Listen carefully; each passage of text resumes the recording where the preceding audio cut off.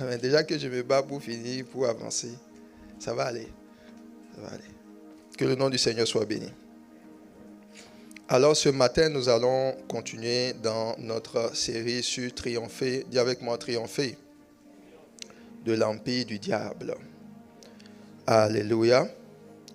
Alors, dans ce thème, ou c'est ce sous-thème que nous sommes en train de voir, nous avons vu que la Bible dit dans le livre de Actes, parlant du Seigneur, la Bible dit qu'il allait de lieu en lieu faisant du bien, guérissant les malades, chassant les démons et délivrant tous ceux qui étaient sous l'empire du diable. Sous l'empire du diable. Et nous avons dit que la Bible dit que le diable a un empire. Et le mot empire, du mot empire, nous avons empereur. Et nous avons expliqué, voilà, dans l'histoire, ce que nous avons connu comme des empereurs. Les empereurs, ça a été des rois qui ont été rois sur d'autres rois. Donc un empire, c'est plus qu'un royaume. Un empire est fait de plusieurs royaumes.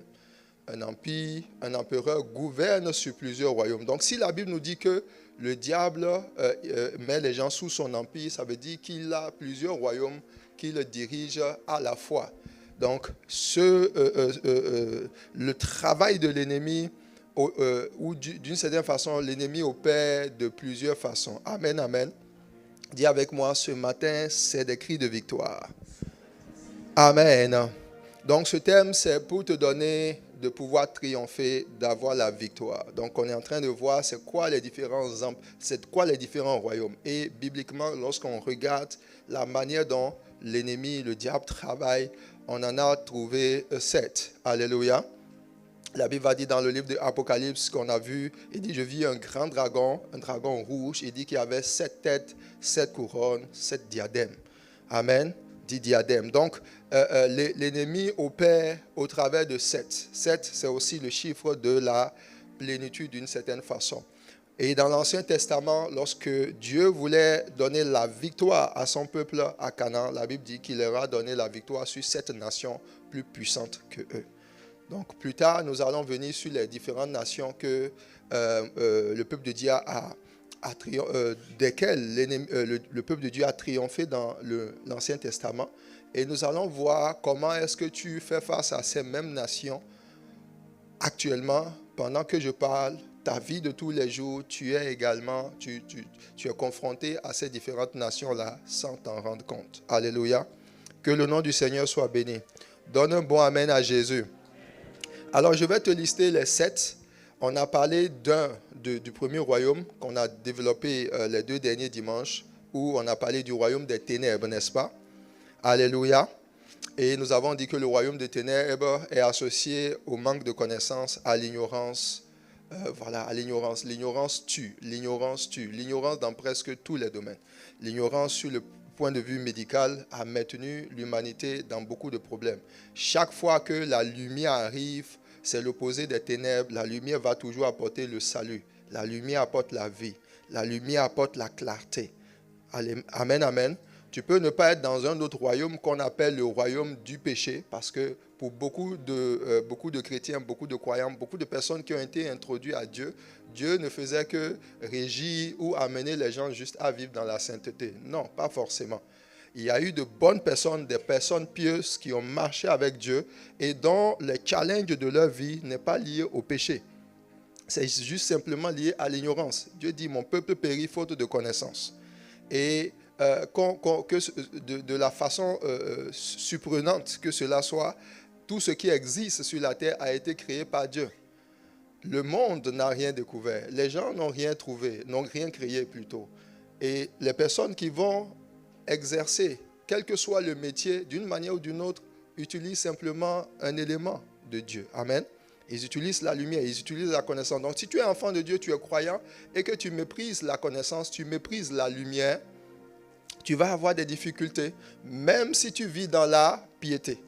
Dans le livre de Psaume, il dit, il y a une chose surprenante que j'ai vue sur la terre, et c'est ça. Il dit, j'ai vu des rois, des princes marcher à pied et des esclaves sur des chevaux. Ça veut dire que tu peux te retrouver dans un environnement, dans un lieu de travail, dans un poste, malgré que tu es enfant de Dieu, tu appartiens à Jésus, malgré que tu pries et que tu t'attends à l'intervention de Dieu, mais ce sont des personnes qui n'ont même pas de croyance, de foi, qui sont peut-être même athées, qui sont peut-être dans d'autres choses, qui vont être à la tête. Et on va se poser la question, mais pourquoi est-ce ainsi? Oui, ça peut être parce qu'il y a une dimension de lumière, amen, qui te permet de pouvoir opérer dans certaines choses. Dis avec moi, je reçois la lumière de Dieu. Alléluia. Donc, l'un des premiers royaumes avec lequel Dieu traite sur la terre, c'est le royaume des ténèbres.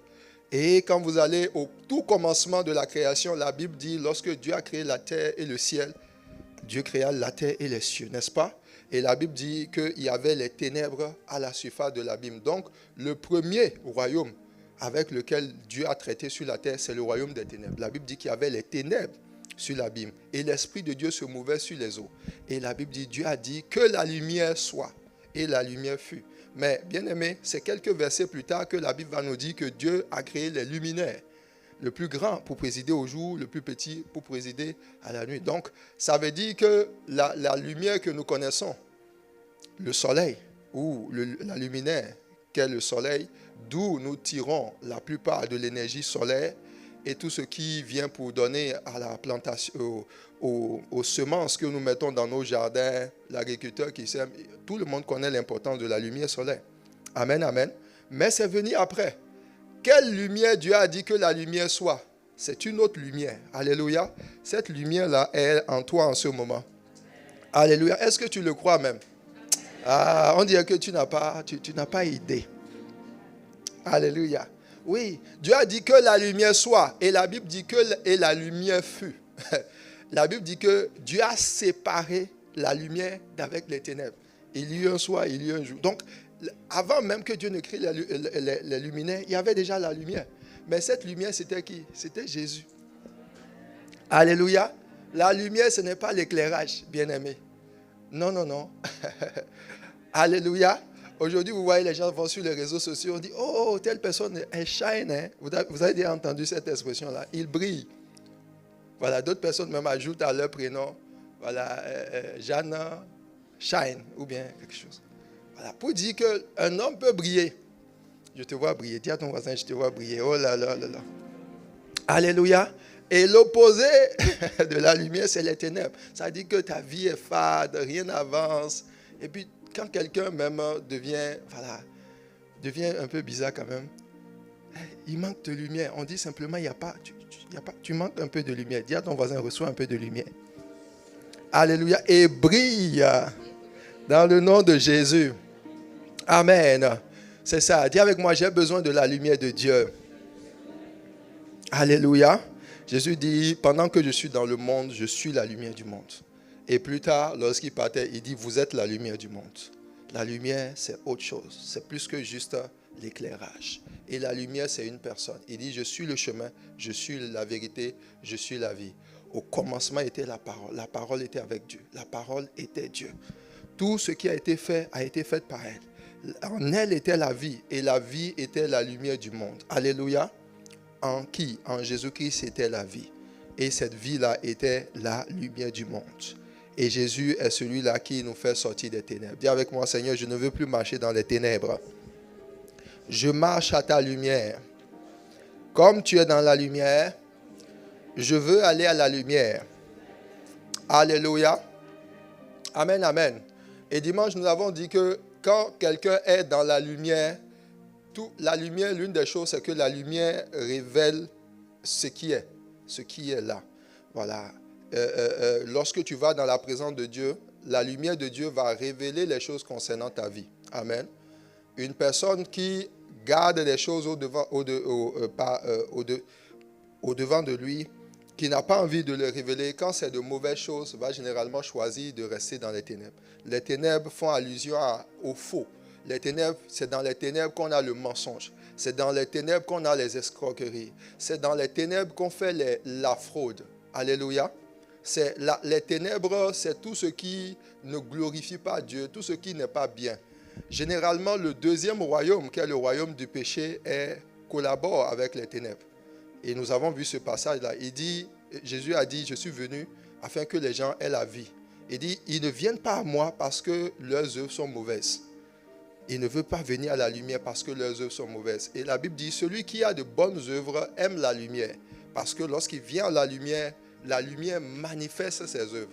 Donc très souvent, les gens vont se cacher de Dieu parce que, à cause des œuvres qu'ils ont empruntées du royaume des ténèbres. C'est pour ça que tu dois refuser les choses qui ne sont pas bien. Quand tu marches dans la lumière, tu marches. À la limite, on ne pourra rien trouver à dire de toi. Que ce soit dans le jour, que ce soit dans la nuit. On vient te voir, tu es net, tu es clean, tout va bien. Dis à ton voisin, tout va bien. Alléluia. Amen. La lumière te sécurise. La lumière te couvre. La lumière te couvre. Voilà. Et il est bon de marcher dans la lumière. Sinon, tu as peur de... Un jour, si on vient, on va te réveiller le matin, voilà, sur ton lit. Donc, je dis, ah bon? On dit, qu'est-ce que vous avez fait il y a de cela quelques années là? On vient de savoir ça. Tu vois, c'est pas bien. Dis à ton voisin, c'est pas bien. Là, les ténèbres, c'est pas bien. On n'est pas en sécurité lorsqu'on marche dans les ténèbres. Alléluia. Que le Seigneur nous aide à marcher dans la lumière.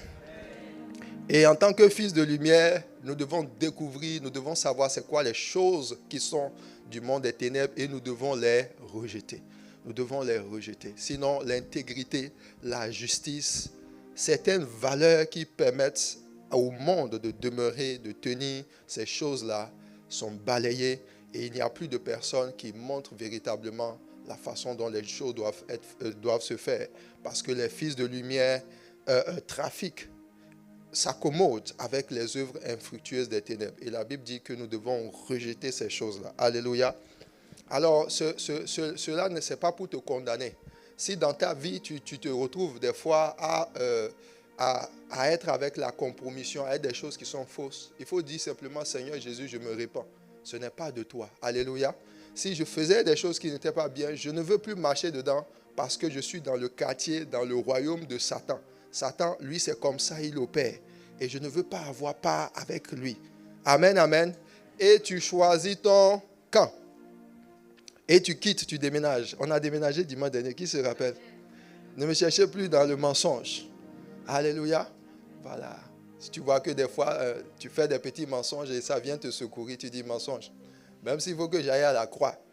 De toute façon, Jésus est déjà allé à la croix, je vais aller. Amen, amen. Qui est d'accord? Alléluia. Je compte sur toi. Le Saint-Esprit va t'aider. Amen. Alors donc, je te cite les 7 royaumes et je vais voir là jusqu'où on peut arriver aujourd'hui. Donc le premier royaume, il faut le noter, ce n'est pas dans les diapos, donc il faut noter. Donc c'est le royaume des ténèbres. Amen. Deuxième royaume, c'est le royaume du péché. Donc c'est le royaume du péché. Il y a des provinces à l'intérieur. On va les voir tout à l'heure. Amen, amen. Voilà. Troisième royaume, c'est le royaume du monde. Ce n'est pas les mêmes choses. Quatrième royaume, c'est le royaume de Mammon. Le royaume de Mammon. Voilà. Alléluia.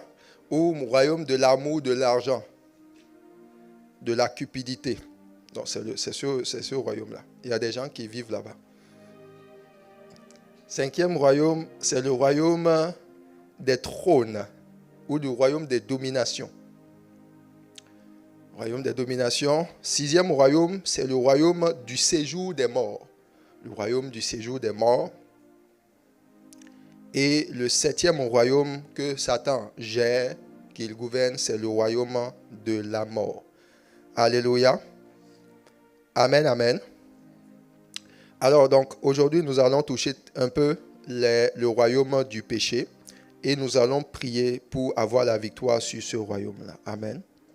Donne un bon amen à Jésus. Alors, dans le livre de Romains chapitre... Ok. Romains chapitre 6, verset 12, on lit. La Bible dit ceci, que le péché ne règne donc point dans votre corps mortel. Dis avec moi, le péché ne doit pas régner dans mon corps mortel.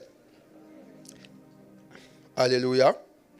Il dit, et n'obéissez pas à ces convoitises. ne livrez pas vos membres au péché comme des instruments d'iniquité, mais donnez-vous vous-même à Dieu comme étant vivants, de mort que vous étiez, et offrez à Dieu vos membres comme des instruments de justice. Amen. Donc, il n'a pas dit que les ténèbres ne règnent pas sur vous. Ici, il parle du péché. Il dit le péché règne. Qui parle de régner, ça parle d'un roi qui domine. Donc, la domination, c'est quelqu'un qui gouverne, c'est quelqu'un qui assujettit, c'est quelqu'un qui dicte ses lois, c'est quelqu'un à qui on obéit. C'est pour ça qu'il dit, n'obéissez pas à ses convoitises. Amen, amen. Alors, dans l'Ancien Testament, la Bible dit, de toute façon, même quand nous lisons Romains chapitre 3, la Bible dit tous ont péché et ont été privés de la gloire de Dieu. Tous ont péché et ont été privés de la gloire de Dieu. Donc, le péché qui est rentré dans l'humanité depuis l'Ancien Testament a existé. C'est ça qui fait en sorte que les gens se livrent dans le péché. On a ce qu'on appelle les vices. Ce sont des vices généralement qui sont attachés aux êtres humains. Par exemple, le mensonge. Tu peux te surprendre à mentir tranquillement et puis ça va. Alléluia. Il y a le péché aussi, c'est tout ce qui est impudicité, impureté. C'est dans le péché qu'on a les meurtres. C'est dans le péché qu'on a l'adultère. C'est dans le péché que quelqu'un, par exemple, une personne peut aller chercher le mari d'autrui. Alléluia. C'est dans le péché. La convoitise, le péché amène les gens à vivre dans toutes sortes de débauches, que ce soit au niveau de consommer de la drogue, avoir des fréquentations, ou en tout cas tout ce qui n'est pas bien. Amen. Donc ce sont des vices qui généralement veulent s'attacher aux hommes. Ça, c'est le péché. Et Dieu dit, dans l'Ancien Testament, qu'est-ce qu'il a fait pour pouvoir sauver l'homme de ça? La Bible dit qu'il dit, je vais leur donner un cœur nouveau. Amen. Il dit, je vais graver ma loi dans leur cœur. Je leur donnerai un esprit nouveau. Donc la solution de Dieu pour sauver l'humanité, pour sauver l'homme du règne du péché qui a été attaché à l'humanité depuis la chute d'Adam, c'est de lui donner un cœur nouveau. Si tu n'es pas enfant de Dieu, si tu n'as pas reçu un cœur nouveau en Jésus-Christ, si tu n'es pas encore sauvé, ça sera difficile pour toi de sortir du règne du péché. Est-ce qu'un homme peut dire qu'il vit sans péché? Absolument. Jésus a vécu sur la terre, il avait un corps semblable à la nôtre, au nôtre, et puis il a vécu sans péché. Alléluia. Quelqu'un vient me dire, ah, pasteur, aujourd'hui, avec la civilisation dans laquelle nous sommes, avec l'Internet, la pornographie, et trucs là, c'est ces choses-là qui font en sorte que je ne peux pas ne pas me masturber, je ne peux pas ne pas connaître de femmes, connaître d'hommes avant le mariage. Je dis, tu as quel âge? Il dit, j'ai 20 ans. Jésus avait quel âge quand il est mort? 33 ans. Jésus n'a pas connu de femme. Et toi? Alléluia. Si Jésus a pu le faire, ça veut dire que nous-mêmes, on peut le faire. Si Jésus a pu rester single épanoui, il n'a pas connu l'autre sexe jusqu'à ses 30. Ça veut dire qu'on peut le faire. Et la Bible dit qu'il est venu dans une chair semblable à la nôtre. Donc, le raisonnement qui amène des gens à vivre, par exemple, dans le péché, etc., c'est un raisonnement qui ne tient pas la route. Et Dieu a connu cela. La Bible dit qu'il nous a donné un cœur nouveau. Et beaucoup de gens comme ça se cachent derrière ils disent non, c'est parce que je suis faible, c'est parce que non, tu n'es pas si faible que ça. Dieu t'a donné un cœur nouveau. Et dans ce cœur-là, il a gravé sa volonté. Il t'a donné non seulement ce cœur nouveau, il a donné son esprit. Et le Saint-Esprit qui t'a donné vient pour t'aider, pour te délivrer du péché. Alléluia. Quel que soit ce qui peut venir. Avant, peut-être tu mentais. Quand tu entends la parole qui te montre que le mensonge n'est pas bien, ce que tu fais, tu avales ton mensonge. Et tu dis, mensonge, tu sors de ma vie. Alléluia. Tu vas vers Jésus. Jésus va t'en délivrer. Si c'est la cigarette, Jésus délivre les gens de la cigarette. Si c'est l'alcool, peut-être le vin. Alléluia. Le vin n'est pas mauvais. Mais il faut savoir comment le prendre. Parce que ça peut devenir autre chose. Alléluia. Si c'est que tu bois seulement, et puis pour toi, même la distraction, c'est pour toi, quand tu as envie de te retrouver, c'est le vin que tu prends. Frère, retrouve-toi dans le Saint-Esprit. La Bible dit, ne vous enivrez pas de vin. C'est de la débauche. Mais soyez au contraire remplis de l'Esprit. Est-ce que tu sais que le Saint-Esprit peut se fâcher contre toi même parce que tu es en train de boire du vin? Oui. Alléluia. Il dit non, quand je veux déstresser, je prends le vin. Frère, l'Esprit est venu pour que tu ne sois pas stressé. Donc, lui, il vient avec sa job pour faire en sorte que tu aies la joie. La Bible dit le fruit de l'Esprit, c'est quoi? L'amour, la joie, la paix, la bonté, la douceur. Donc, quand l'Esprit fait son travail dans ta vie, tu es censé être une personne joyeuse. Alléluia. Dis à ton voisin, ne cherche pas la joie ailleurs. Cherche-le dans le Saint-Esprit. Alléluia. Oh, je vais m'évader. Tu vas t'évader où ça? Va t'évader dans le Saint-Esprit. Dis, Seigneur, parce qu'il est venu pour te remplir. Mais toi, tu ne veux pas être rempli du Saint-Esprit, tu veux être rempli de vin. Et dis, bon, qu'est-ce qu'on fait? Est-ce que je déménage? Voilà, comme tu as décidé d'amener un coloc. Et le coloc, là, c'est le vin.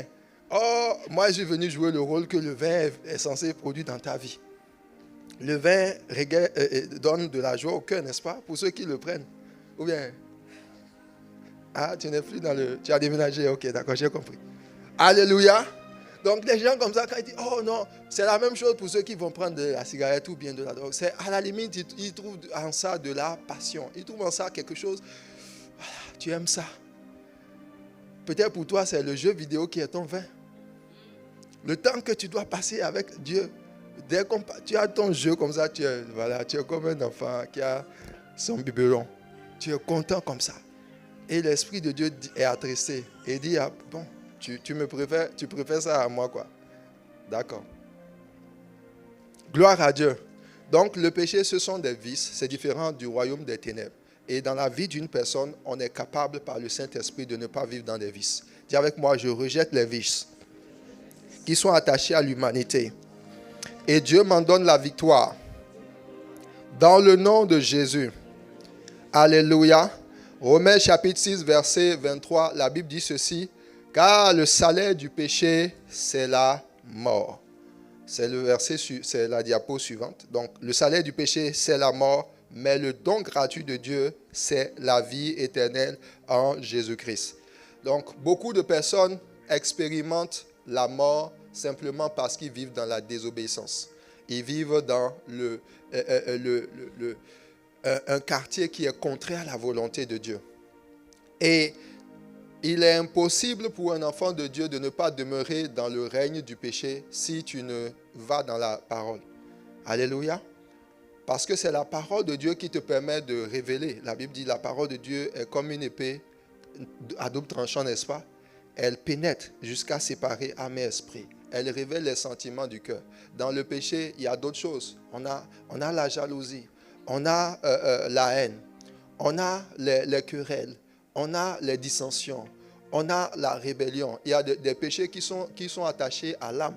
Est-ce que vous savez que le mépris est un péché, par exemple? Oui. Il y a trois grandes catégories de péchés. Il y a les péchés de la chair.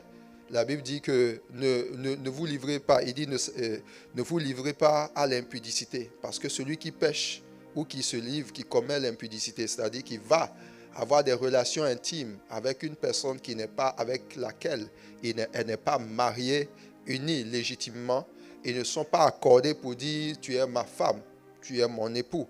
On se met en alliance.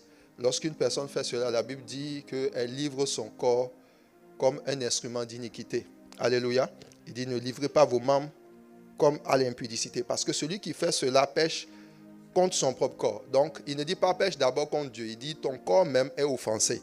Ton corps n'aime pas ça. Si ton corps devait te parler et ton corps va te dire tu es en train de me faire du mal. Il y a beaucoup de personnes comme ça à qui l'ennemi, au travers du règne du péché, a vidé leur vigueur, vidé leur intelligence, vidé leur compte en banque spirituel. Alléluia. Tu peux te retrouver à devenir subitement faible dans ta vie, manquant de ressources, parce que simplement tu es allé pécher contre ton corps. Tu peux vieillir subitement. Tu peux déprimer parce qu'il y a des choses. Vous devez savoir que chaque fois que Dieu crée un homme, il lui donne des ressources. Tu as trois grandes catégories de ressources. Il y a ton temps, il y a tes talents et il y a ton trésor, ce qu'on appelle les 3 T. Et à chaque homme, Dieu donne ça. Dans ton temps, il y a le temps, le nombre d'années de vie que tu as sur la terre. David dit cela, même Moïse dit cela dans Psaume 90. Il dit, apprends-nous à compter nos jours, afin que nous puissions appliquer notre cœur à la sagesse. Autrement dit, quand tu viens sur la terre, Dieu peut inscrire le nombre de tes jours. Il peut inscrire le nombre de tes jours à 120 ans, ou à 90, ou un certain nombre. Et c'est un temps qui t'est accordé. Dans cela, il peut dire, tu auras tel talent, tu seras brillant dans tel domaine. Dans le domaine du droit, je te donne de pouvoir rayonner. Dans le domaine des mathématiques, dans le domaine de l'art, il y a des choses que le ciel te donne, ce sont tes ressources. Et regardez un homme comme Adam, lorsque le diable est venu séduire Ève, et il dit, est-ce que Dieu a dit de manger ce fruit-là? Ève dit, oh, il a dit de manger de tous les arbres du jardin, mais de celui-ci, de cet arbre-là, il a dit de ne pas toucher. Car le jour que nous le mangerons, qu'est-ce qu'il a dit? Nous allons mourir. Et le diable, lui qui est le boss des menteurs, le chef, lui-même, il ment comme ça de son profond. Quand il dit bonjour comme ça, même s'il est jour, il faut faire attention. Ouvre bien tes yeux. Alléluia. Parce que la Bible dit qu'il ment. Quand il parle, il ment de son propre fond. Et puis, il dit à la famille, il dit non, Dieu sait que le jour que vous allez en manger, vous serez comme des dieux. Alléluia. Amen, amen. Le jour que tu vas faire ça là, ça va être bien pour toi. Tu vas réussir. Ta vie va être bien. Tu vas aimer ça. Pourtant, tu sais que c'est pas, Dieu a dit de ne pas faire. Donc, je dis ça parce que toi, tu penses que c'est Ève, c'est l'affaire de Ève. Non, c'est à ta porte tous les jours. Quand le diable vient te dire des choses que tu sais que Dieu t'a dit non, il ne faut pas faire. Et c'est avec ça que tu marches même. Et quand ça arrive dans ta vie, c'est le même résultat. La Bible dit que il leur a proposé d'une certaine façon l'autonomie, l'indépendance, le fait de ne pas être soumis à Dieu. Il dit, vous serez semblables à Dieu. Autrement dit, vous n'aurez plus besoin de Dieu. Or, ce que Ève et Adam ne savaient pas, c'est que lorsque tu es coupé de ta source, tu meurs. Vous voyez un poisson, sa source c'est l'eau, n'est-ce pas? L'arbre, sa source c'est le sol. À partir du moment où on coupe l'arbre du sol, qu'est-ce qui va se passer? L'arbre meurt. Si vous faites sortir un poisson de l'eau, tu peux l'amener, tu le mets sur, tu loues une chambre à l'hôtel Montagnier. Tu as l'argent. Alléluia. Et puis tu prends une chambre VIP, tout et tout, et tu mets le poisson sur un lit king. Puis voilà, poisson, ouh, tu es mignon. Reste là. Voilà, je t'aime beaucoup. Voilà, de tous les animaux du monde, c'est le poisson que j'aime le plus. Donne-lui, fais-lui la belle poésie. Laisse le poisson sur le lit. Le poisson va mourir. Pourquoi? Parce qu'il n'est pas habitué à ça. Il doit rester connecté à sa source. Et quand vous regardez bien la Genèse, lorsque Dieu devait créer les arbres et tout ce qui est végétation, la Bible dit, Dieu dit à la terre, que la terre produise des herbes, des arbres, toutes ces choses-là. Lorsqu'il voulait créer les poissons de la mer, il dit que les eaux produisent. Ça veut dire que tout ce qui est arbre, tout ce que nous avons comme végétation, leur source, leur origine, c'est la terre. Donc, c'est pour ça, quand tu coupes un arbre de la terre, tu le coupes de sa source, d'où c'est sorti, la chose ne peut que mourir. Et quand Dieu voulait créer l'homme, il n'a pas parlé à la terre, il n'a pas parlé au ciel, il n'a pas parlé à l'eau. Il dit, créons l'homme. Il s'est parlé à lui-même. Il dit, créons l'homme à notre image et à notre ressemblance. Et la Bible dit qu'il a créé à son image et à sa ressemblance. Et il a soufflé. Donc, la source de l'homme, d'où l'homme sortait, c'est Dieu. Et l'homme ne pouvait pas être indépendant de Dieu parce qu'il est connecté. Ce n'est pas pour rien que dans le Nouveau Testament, la Bible nous dit, quand Jésus dit, lorsque vous priez, dites Abba, dites Père. Père signifie, c'est vrai, celui qui t'a engendré, mais Père signifie source. Celui de qui tu es sorti. Alléluia. Et c'est comme ça qu'ils ont été coupés. Quand la Bible dit, le salaire du péché, c'est la mort, ça veut dire que le péché, lorsque le péché arrive dans la vie d'une personne, la conséquence dans les prochains temps, c'est simplement que la personne meurt. Beaucoup de formes de mort. Tu peux avoir il y a des gens que dans leur vie, certaines ressources, ils vont manquer de ça. Mais je déclare dans le nom de Jésus que Dieu non seulement va t'accorder des ressources, mais il va multiplier les ressources dans ta vie. Amen. Trop, c'est trop que les enfants de Dieu vivent comme s'ils n'ont pas de ressources. Et tu as des ressources. Ton Père a des ressources pour toi. Les ressources en sagesse. C'est pour ça, ne jouez pas avec vos enfants. Quand vous donnez naissance à vos enfants, commencez par les élever dans les voies du Seigneur. Un enfant peut transporter la destinée d'une nation. Un enfant peut transporter le salut d'un monde. Un enfant, bien aimé, il y a des guérisons. Il y a des délivrances. Il y a des solutions du monde qui peuvent descendre simplement. Vous voyez l'enfant, il est comme ça. Et puis vous lui donnez le nom de Gaspard. Frère, il n'est pas simplement Gaspard. Il peut transporter le salut de l'humanité. Aujourd'hui, ceux que vous connaissez comme étant les plus riches du monde, là, quand ils sont nés dans leur famille, vous pensez que leur papa savait qu'ils allaient devenir le plus grand, les milliardaires? Même actuellement, nous sommes en train de... Il y a ce qu'on appelle la Coupe du Monde, n'est-ce pas? Les stars, ce qu'on dit les stars, là. Lorsque l'enfant est né, on ne savait pas qu'il allait devenir la star. On ne savait pas. Mais c'était déjà dans l'enfant. Il y avait déjà quelque chose en lui. Donc à l'intérieur de toi, il y a quelque chose. Dieu a choisi de mettre quelque chose en toi.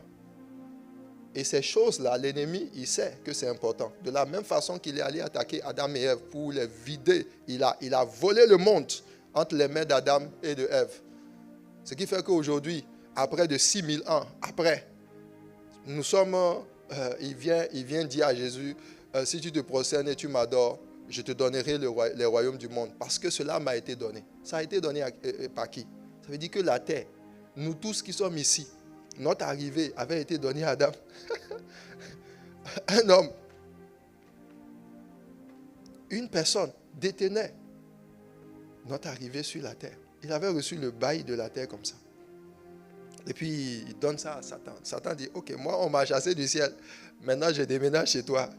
Que le diable sorte de ta maison dans le nom de Jésus. Alléluia.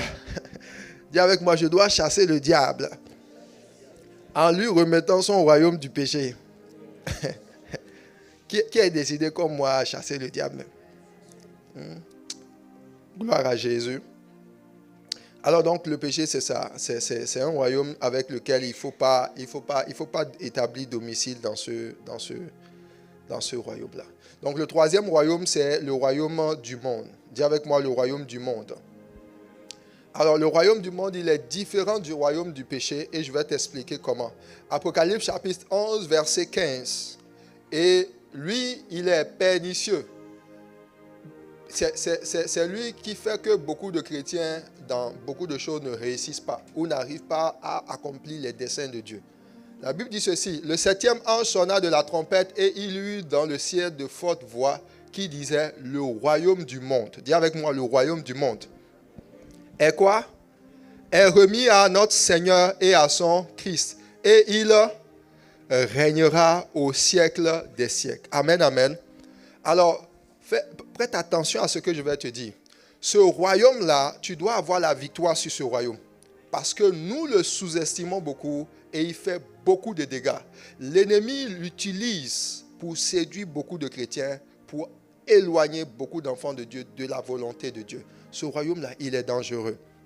Alors, de quoi est constitué le royaume du monde? Dans le livre de Matthieu chapitre 4, verset 8 à 9, la Bible dit ceci, le diable le transporta encore sur une montagne très élevée et lui montra quoi?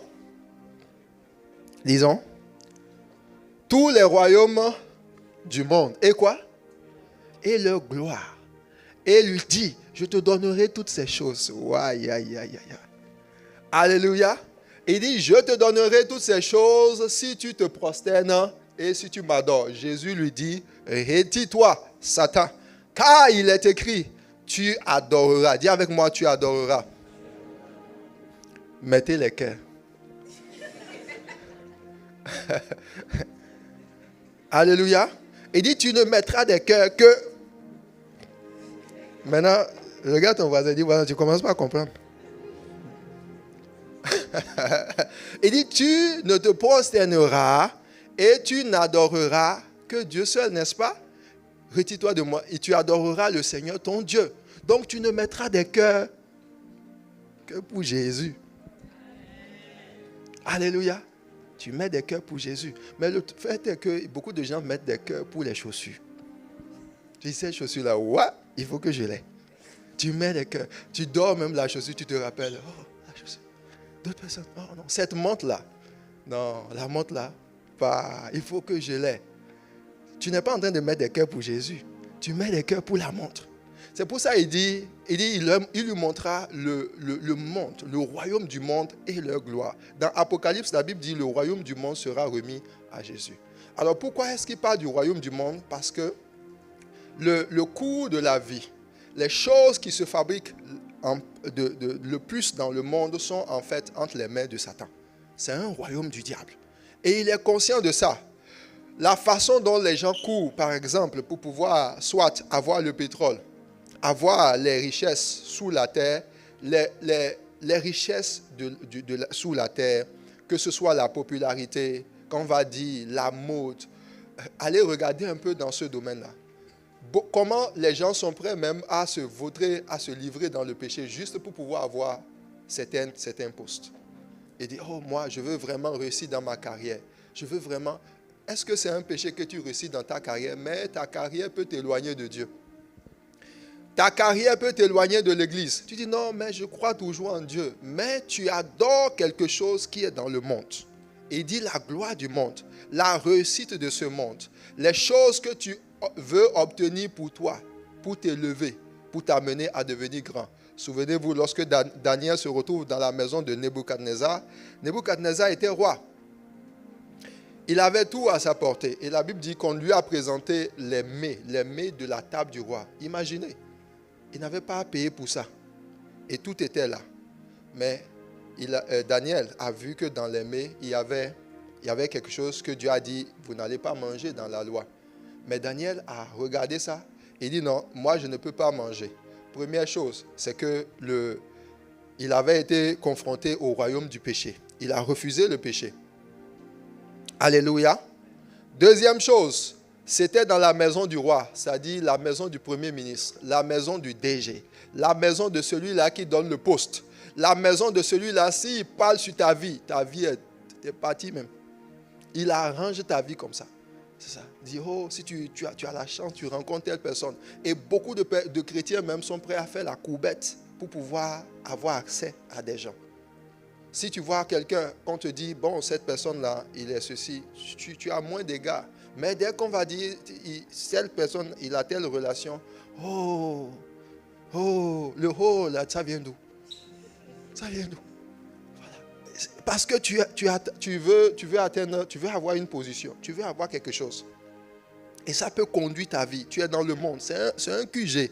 Et le diable manipule, il téléguide beaucoup de gens comme ça. Ce n'est pas le royaume du monde qui amène beaucoup de gens dans des quartiers. Pour ne pas dire des sectes. Alléluia. Il est dangereux. Il dit le royaume du monde et leur gloire. Et il dit, je te donnerai toutes ces choses si tu te prosternes et tu m'adores. Donc, dans le royaume du monde, on n'est pas d'abord en train de chercher à lutter d'abord contre un péché. On prend garde aux choses qu'on veut même obtenir. Alléluia. Dans le royaume du monde, tu peux te retrouver à obtenir des choses, des bénédictions, et l'ennemi va utiliser ça pour détruire ta vie spirituelle, pour t'éloigner de Dieu. Et comme ce sont des royaumes qui sont frontières, tu peux facilement basculer du royaume du monde vers le royaume du péché. Et dire, pendant que tu dis non, moi je veux me marier à tout prix. Est-ce que le mariage est un péché? Non. Le mariage n'est pas un péché. Mais le mariage peut se retrouver pour toi être dans le monde. Parce que ce que le mariage ou ce que l'ennemi peut venir t'amener à faire pour que tu puisses obtenir ce mariage-là, ça peut t'amener dans le péché. Tu es là, tu sors avec cette personne. Et puis la personne même n'est même pas convertie. Il ne connaît pas Dieu. Et puis l'ennemi vient te dire, il dit, si tu veux qu'on y aille, tu veux finalement avoir la bague, voici mes conditions. Si tu n'es pas suffisamment, regarde ta voisine, dis voisine, si tu n'es pas suffisamment, alléluia, à ce niveau, tu dois faire beaucoup attention à ce que tu veux. C'est là qu'on a ce qu'on appelle la convoitise. Alléluia. La convoitise.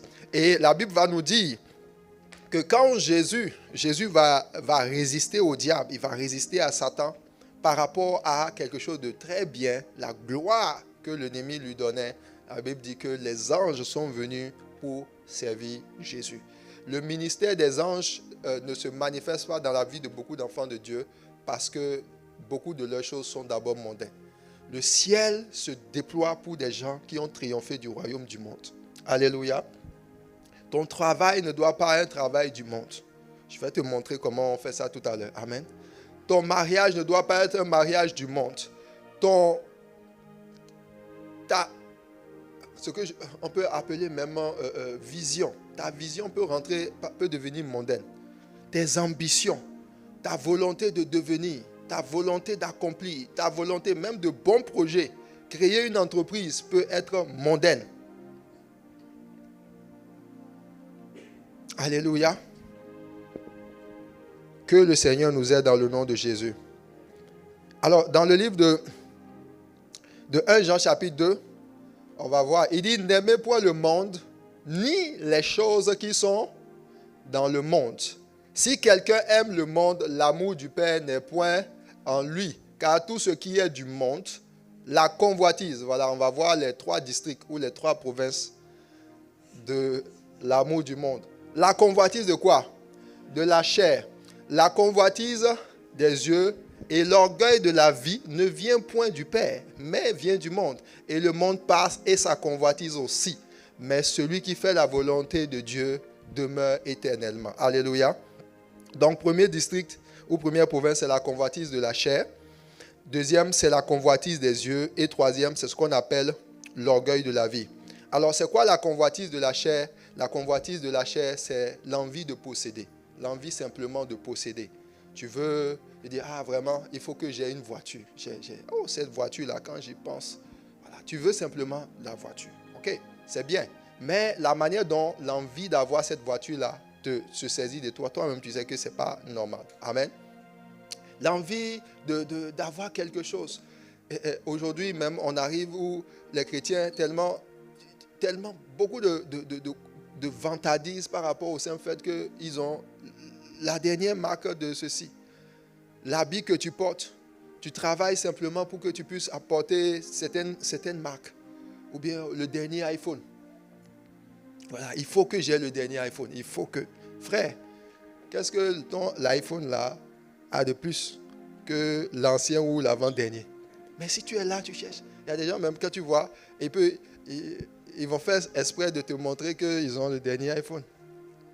Voilà, ils rentrent. Et puis, il fait sortir le téléphone. Il regarde. Il fait comme s'il regarde l'heure. Mais ce n'est pas l'heure qu'il regarde. Il montre ça bien. Est-ce que tu vois même que j'ai le dernier iPhone? Ça, c'est la convoitise des yeux. La convoitise des yeux. La convoitise de la chair. L'envie d'avoir des choses juste pour le plaisir. Alléluia. Et ça fait que ça t'entraîne de plus en plus à t'éloigner de la volonté de Dieu. Pourquoi on parle de convoitise? C'est désirer quelque chose, mais le désirer ardemment. Le désir qu'on doit avoir, c'est davantage un désir pour Dieu. Alléluia. Un désir pour Dieu. Si tu cherches à obtenir un travail, tu cherches à obtenir quelque chose, que ce soit des biens matériels, est-ce que tu sais que cette recherche-là peut t'éloigner de Dieu? C'est pour ça qu'il dit, n'aimez point le monde, ni les choses qui sont dans le monde. La convoitise de la chair, l'amour du monde, ça tue la présence de Dieu. Dans la vie de beaucoup de chrétiens, la présence de Dieu n'existe pas parce que le monde a remplacé cela. Le monde a remplacé cela. Le royaume du monde tue ton zèle. Ça fait en sorte que les choses de Dieu, à la limite, tu les banalises. Il n'est pas très loin du royaume de maman. Ils fonctionnent ensemble. Parce que lui, le royaume de maman, lui, va faire en sorte que tu seras tout le temps en train de faire les choses juste pour pouvoir avoir de l'argent. Et quand on va te dire pourquoi tu veux avoir de l'argent, tu dis non, il faut que je change ma voiture, il faut que, etc. Alléluia. Mais le changement de ta voiture, là, toi-même, tu sais que c'est quelque chose auquel tu tiens tellement. Ce n'est même pas comme si c'est pour toi secondaire. C'est ta priorité. Tu es prêt à prendre toutes sortes de shifts pour ça. Et si tu viens dans la maison de Dieu, quand on dit c'est le temps de travailler, c'est le temps de servir, pour Dieu, tu fais juste un tout petit peu. tu es parti. Pas de zèle. Tu ne sers pas Dieu. Tu ne lis pas ta Bible pour la mettre en pratique. Tu ne sors pas pour évangéliser. Tu ne portes pas le fardeau de Dieu. Tu n'es pas capable de te tenir dans la présence de Dieu plus de 30 minutes. À cause de quoi? À cause de l'attraction du monde. L'attraction du monde fait en sorte que les chrétiens ont davantage leur regard sur les choses terrestres. Alléluia. Et moins centré sur le ciel, les choses du ciel. Or, lorsque Dieu vient à ta rencontre, il va toujours vouloir que tu aies les yeux vers le ciel. Les yeux vers le ciel, c'est là que les trésors du ciel arrivent vers toi. C'est lorsque tu as les yeux vers le ciel que tu es capable d'entendre la voix de Dieu qui te parle pour te dire voici ce que tu dois faire. C'est lorsque tu as les regards vers le ciel que tu es capable d'entendre la voix de Dieu qui te dit dans telle saison, dans telle période, par rapport même à ton travail, par rapport à tes activités, voici comment moi je le pense. Une personne par exemple comme Marthe, Jésus a recadré Marthe. La Bible dit lorsque Jésus est rentré dans la maison de Marthe, Marthe et Marie étaient là. Et Marie, pendant que Jésus s'est assis, il a commencé par enseigner la parole de Dieu. Marthe, elle a discerné rapidement. Elle dit, moi, je vais m'asseoir pour écouter la parole de Jésus. Pourquoi? Parce qu'elle voulait sauver son âme. Elle voulait entendre la parole de Dieu qui va l'amener à ce qu'elle soit plus proche de Dieu. Alléluia. Et la Bible dit que Marthe était là. Elle était en train de s'inquiéter, de s'agiter. Les inquiétudes de la vie, c'est dans le monde.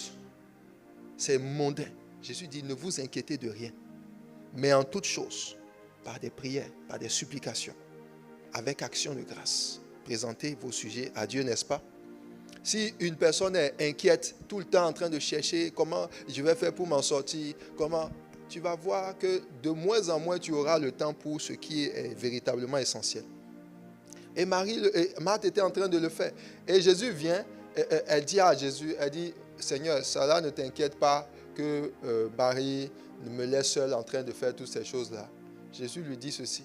Il dit, Marthe, Marthe, tu t'inquiètes et tu t'agites pour beaucoup de choses. Une seule chose est essentielle. Marie a choisi la bonne part.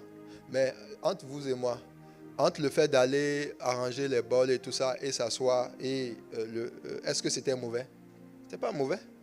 Mais elle n'avait pas choisi ce qui était essentiel. C'est dans le monde, dans la convoitise des yeux, que l'ennemi, par exemple, a pu amener beaucoup de chrétiens à être addicts. Est-ce que tu sais que l'usage du téléphone peut être du domaine du monde? Le scroller là. Voilà. Tu as vu, jusqu'à ta main a pris la forme. Oui, tu as envie de voir TikTok. Oh, TikTok. Tu veux voir. Voilà. La convoitise des yeux. Tu veux toujours voir les news. Qu'est-ce qui se fait? Et puis, quand tu vas voir ce qui se fait même dans la vie des gens, c'est là maintenant tu commences par être le plus désorienté possible. C'est ça. Et puis tu as envie, tu copies simplement. Aucune intimité véritable. Où tu es là, ton téléphone, tu ne peux même pas l'abandonner parce que tellement tes yeux veulent voir, les yeux veulent se nourrir. Oh, montre-moi quelque chose. La convoitise des yeux. Et maintenant, le troisième district. Qui sont ceux qui sont dans le district de la convoitise des yeux? Téléphone. Et on a quitté le royaume des ténèbres. Hein? On est vrai. Qui sont ceux-là véritablement qui veulent se repentir? Il dit, Seigneur, vraiment, le téléphone m'a saisi même. Et tu sais que le téléphone peut tuer ta communion avec Dieu. Oui. Le téléphone peut devenir idole dans ta vie. Et le diable sait, il nous le donne gratuitement comme ça. Voilà, et tu l'as. Mais c'est un poison. C'est un poison. Il est un tueur de ta communion. Tu connais plus ton téléphone que Dieu. Disons, soyons francs. Quel est le réma que tu as eu dernièrement? Alléluia. Quel est le réma que tu as? Mais ton téléphone t'a donné beaucoup de réma. Ton téléphone t'a déjà parlé beaucoup de fois. Dis avec moi, Père, aide-moi. Alors, dans l'affaire de la convoitise, ou le troisième district ou la province, c'est l'orgueil de la vie. Alors, l'orgueil de la vie, là-dedans, on trouve l'envie de paraître. L'envie de paraître, la recherche de la notoriété, la recherche de la grandeur, la recherche de l'accomplissement en dehors de la volonté de Dieu. Et quand vous allez dans le livre de Jacques, donnez-moi 1 Jean chapitre 2, versets 15 à 17, il dit, en effet, tout ce qui fait partie du monde, les mauvais désirs qui animent l'homme livré à lui-même, la soif de posséder ce qui attire les regards, c'est ça l'orgueil de la vie. Moi-même, on va savoir que je roule tel truc là. Moi-même, on va savoir que j'ai telle maison. Moi-même, on va savoir que j'ai ceci. L'envie d'avoir des choses juste pour le paraître. Est-ce que Dieu ne veut pas que tu aies une maison? Est-ce que Dieu ne veut pas que tu aies une belle voiture? Absolument. Il faut aller regarder la mienne. Elle est belle. Alléluia. Dieu veut que tu aies ça. Mais ça ne doit pas... Faut te poser la question, est-ce que c'est parti sur une convoitise? Quel est le sentiment initial qui t'a animé? Lorsque tu es en train de vouloir posséder quelque chose, est-ce que c'est simplement parce que tu as envie que le voisin sache? Alléluia.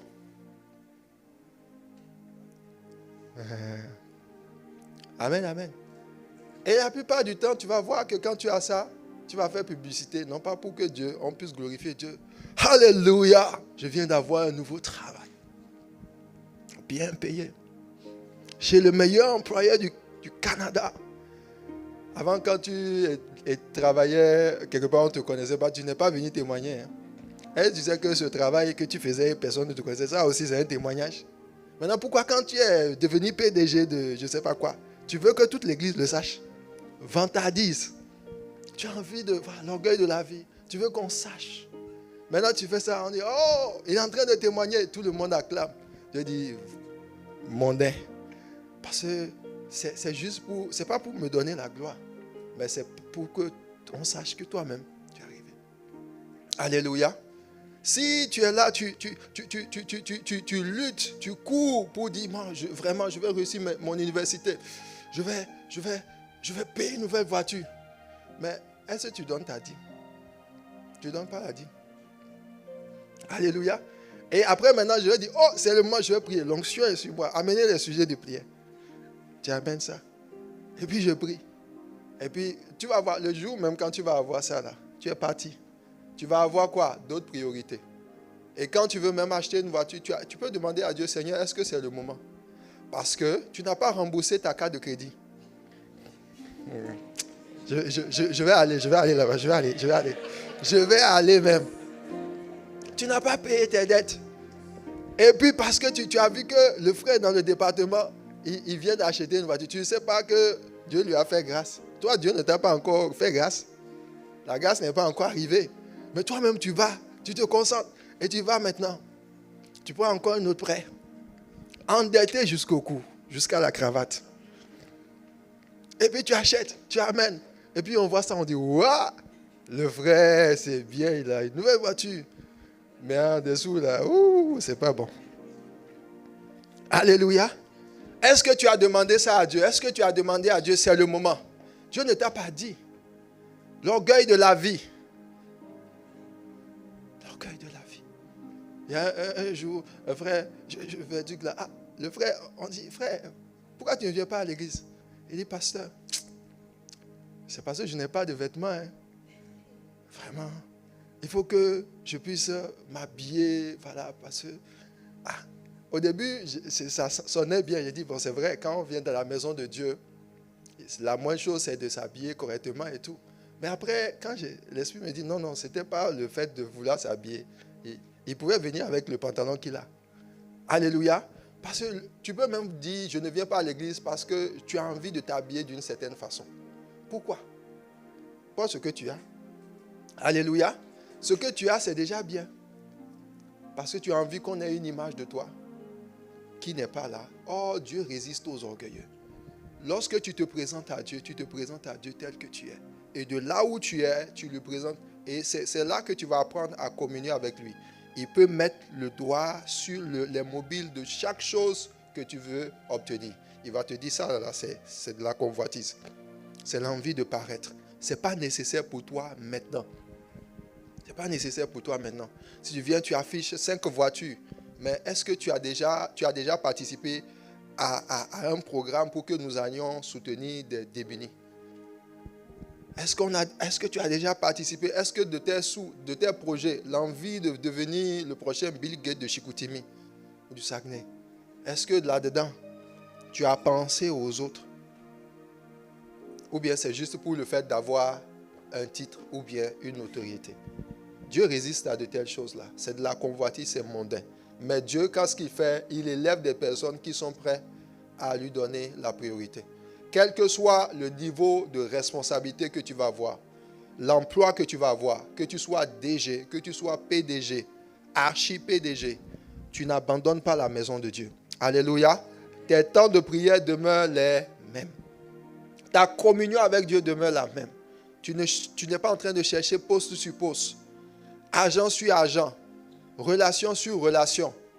Et puis tu abandonnes Dieu. Il dit, n'aimez pas le monde, ni les choses qui sont dans le monde. Celui qui aime le monde, l'amour du Père. Et j'aime dans une version, la Bible dit l'amour pour le Père n'est pas en lui. Pourquoi? Parce que son amour, son adoration, au lieu d'être tourné vers Dieu, c'est tourné vers le monde, vers les choses du monde, vers les téléphones, vers les... ajoute. Vers les vêtements, vers les choses que le monde présente comme de bonnes choses.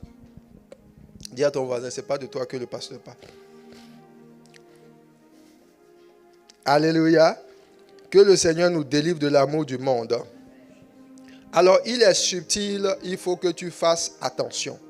Il peut venir très facilement nous envelopper. Jacques chapitre 4, verset 4 dit ceci. Jacques 4, Jacques 4, verset 3, il dit, vous demandez, vous ne recevez pas parce que vous demandez mal dans le but de satisfaire vos passions. Ou bien quand vous demandez, vous ne recevez pas, car vous demandez avec de mauvais motifs. Vous voulez que l'objet de vos demandes serve à votre plaisir. Alléluia. Jacques 4 dit, adultère que vous êtes, ne savez-vous pas que l'amour du monde est inimitié contre Dieu? Celui qui veut être ami du monde se rend ennemi de Dieu. Alors, comment on fait pour pouvoir triompher du monde? C'est que chaque fois que tu as envie que ton âme possède des choses, pose-toi la question si le mobile, ça glorifie Dieu. Alléluia. Et tu dois développer une âme qui se sacrifie d'abord ou travaille à ce que ce soit Dieu qui soit toujours au commencement. Quand tu vois que tes émotions veulent mettre l'accent sur ta propre personne, le moi, je suis arrivé, j'ai ceci. Tu dois pouvoir commencer par dire comme Paul, si je vis, ce n'est plus moi qui vis, c'est Christ qui vit en moi. Chaque fois que ton nom, ta personne va être élevée plus grand que Dieu, tu vas tomber dans l'amour du monde. Tu vas voir des choses et tu vas rechercher des choses juste pour toi-même et puis le ciel va te résister et le diable va te maintenir tes regards vers les choses de ce monde. Dis avec moi, Père éternel, donne-moi la victoire sur le monde. Dans le nom de Jésus.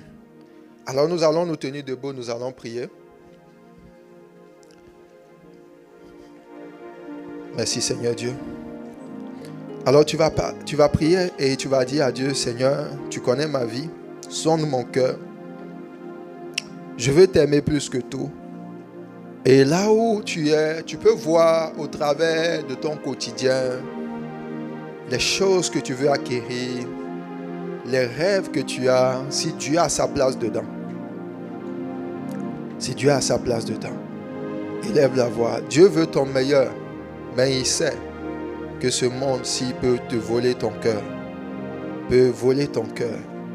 afin qu'il soit un dernier et ça t'empêche d'avoir les regards vers le ciel. Jésus, lorsqu'il était sur la terre, pouvait dire, les renards ont des tanières, les oiseaux du ciel ont des nids, mais le Fils de l'homme n'a où poser la tête. Non pas parce que Jésus n'avait pas de maison, Jésus avait de maison, mais il n'était pas attaché à sa maison. Il dit, je suis venu non pas pour faire ma volonté, mais pour faire la volonté de celui qui m'a envoyé. Ta semaine ne pourra être épanouie en Dieu si tu n'as pas la victoire sur le monde. Ton travail ne pourra rentrer dans la volonté de Dieu si ce travail-là, tellement tu y es attaché qu'il dépasse Dieu même dans ta vie. Ton mariage, tes enfants, ton mari, ta femme, tes activités, tes occupations, même tes sujets de prière peuvent te rendre mondain. Et quand le ciel regarde, on dit, voilà, regardez, ils sont attachés aux choses de ce monde. Aucun détachement. Non pas parce que ces choses ne participent pas à ta vie, mais ces choses peuvent te voler ton cœur. Tu n'aimeras, tu n'adoreras, tu ne serviras que Dieu seul. Élève ta voix et parle à Dieu. Et si tu vois qu'il faut que tu te repentes d'avoir mis Dieu au dernier plan de ta vie, tu dois pouvoir lui dire, Seigneur, je te demande pardon. Ce message ne s'adresse pas aux gens qui ne connaissent pas Dieu. Ce message s'adresse aux gens qui le connaissent. Aux gens qu'il a appelés, mais qui, dans le quotidien, méprisent et mettent Dieu en arrière. Pendant que tu seras en train de vouloir réussir au niveau de tes entreprises, souviens-toi que les entreprises sont dans le monde. Dieu veut que tu y réussisses à l'intérieur, mais que jamais les entreprises n'éloignent ton cœur de sa présence. Jamais les entreprises et la gloire de ce monde ne t'amènent dans le péché et la compromission. Jamais les choses de ce monde, fussent-elles des positions, fussent-elles l'envie d'avoir pour pouvoir atteindre des objectifs. Qu'est-ce que l'ennemi te fait miroiter? Est-ce qu'il te fait miroiter des vacances sous les Caraïbes et tu travailles comme un forcené, oubliant Dieu dans ton quotidien pour pouvoir atteindre cela? Qu'est-ce qui te fait miroiter? Te fait-il miroiter les jets privés? Te fait-il miroiter une vie de plaisir et de choses qui dépassent même Dieu? Tu dois pouvoir dire, Seigneur, quel que soit ce que je peux avoir sur cette terre, les passions du monde, les choses sensationnelles, même si elles semblent être tellement alléchantes, je ne les laisserai jamais m'amener à oublier celui-là qui est l'objet de ma révérence et de mon amour. Je veux te donner tout mon cœur. Je veux t'appartenir. Et pendant que je prie, si tu t'es reconnu dans un péché particulier, tu es en train de vouloir aller vers le mariage, mais tu es dans une relation. Tu connais quelqu'un qui n'a pas véritablement de foi en Dieu. Et chaque fois qu'il t'invite, vous allez vivre dans le péché, dans l'impudicité. Tu es éloigné de Dieu, mais tu es dans sa présence, tu es dans sa maison. Tu peux te repentir ce matin et dire, Seigneur, je ne veux pas que le mariage même ne m'amène pas à être un mondain. Mais je veux, Seigneur, déposer ces choses. Oh Dieu, Seigneur, viens nous aider ce matin à enlever les idoles de nos vies. Tout ce qui nous éloigne de toi. Tout ce qui nous éloigne de toi. Tout ce qui nous éloigne de toi. Nous ne voulons pas être nous sommes dans ce monde, mais nous ne sommes pas du monde. Et nous voulons ton aide. Nous voulons ton aide. Alléluia. Amen. Donne un bon amen à Jésus. Alors